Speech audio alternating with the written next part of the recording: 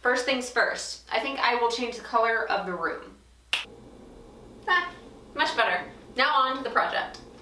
Okay, so what I'm going for out of a jewelry holder is to get all of this off the countertop and up on this wall. And I'm going with a really open design because I like to see everything and just very quickly reach and grab. So let's see how this turns out.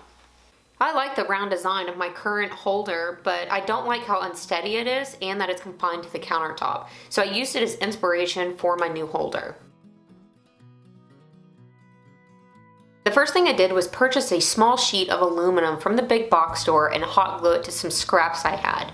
Mine happened to be 3/4 inch material. Now I sandwiched the aluminum together to make cutting it up easier. I wanted some 1/2 inch strips of this aluminum, so I took it to the table saw, and since I have a saw stop, I made sure to put it in bypass mode. Then I would cut a strip, move the fence over, and cut another. With them all cut, I broke apart the hot glue and peeled the strips off of their pieces. Next, I started to make a jig that would hopefully make drilling holes in the center of these strips a lot easier. I first grabbed a piece the exact width of the metal strips, and I sandwiched this in between 2 other scrap pieces.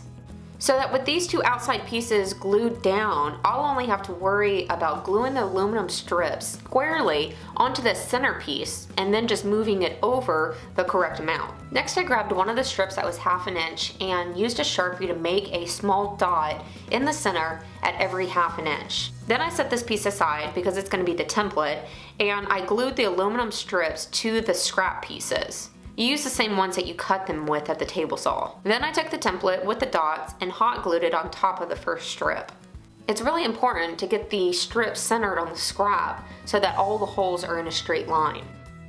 I took everything over to the drill press and clamped the jig to the table. Then I started drilling the holes on top of the dots that I made earlier. I made lines on the jig, but it was way easier to just eyeball it. After I got one strip completely drilled, I would use a cheap chisel to break it all off. Then I would re-glue the template piece onto the next strip and repeat the process, just drilling the holes at the drill press. And this went really quick. It took me about a minute to do each one.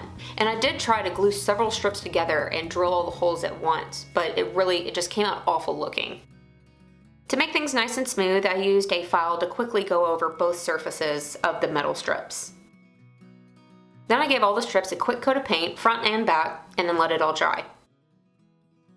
I was really worried that these thin strips of aluminum weren't going to be sturdy enough, but when I did a test run, it seemed plenty sturdy for earrings. Sweet. This is going to be just fine for earrings. Yay! So I took that piece off and gave it a quick coat of paint, and then started laying out my marks and attaching them permanently. Now, I would first pilot hold to prevent cracking, and then I would run in some small screws that already had the heads painted bronze. And I did use a screwdriver instead of a drill, just so I could keep a better hold of that aluminum strip while screwing it down, so that it wouldn't bend.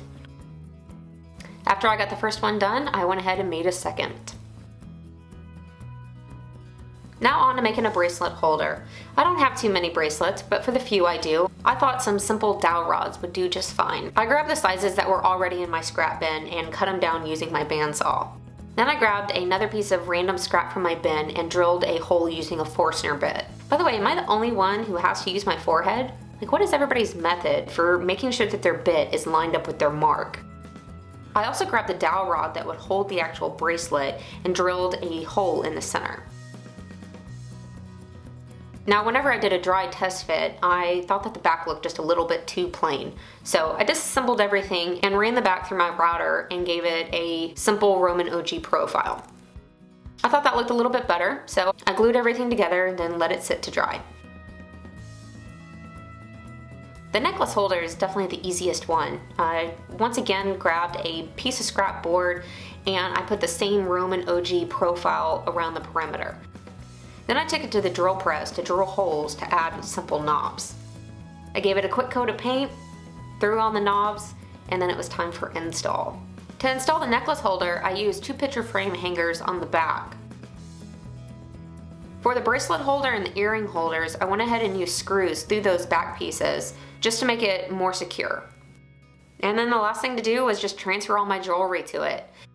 And I went ahead and shot some footage. placing earrings onto the holder and then also taking it off. I'm already used to using these small holes since I've been using it on my previous holder. And that's it. Now I completely have this counter cleared off and all of my stuff up on the wall. Now ideally this earring holder would be better if it were not so close to the mirror. However, I really wanted to confine all of it to this area, so I didn't want to push them back even further. And so with the help of the mirror, I can see around here and see which earrings are hanging back there. So that's it. All three are very simple and easy to build. So check out boucreduce.com for the written tutorial. And of course, leave me your comments in the section below. I will see you the next time I'm working on something. It seems my husband got a little burnt out from me moving the lights on him so many times during my last project. What's up, babe? Hey, will you hold these in place while... Oh, no, I've done that before. Oh, come on! I won't... No more than 3 moves! That's what you said last time, babe. 2 moves! No. Ugh.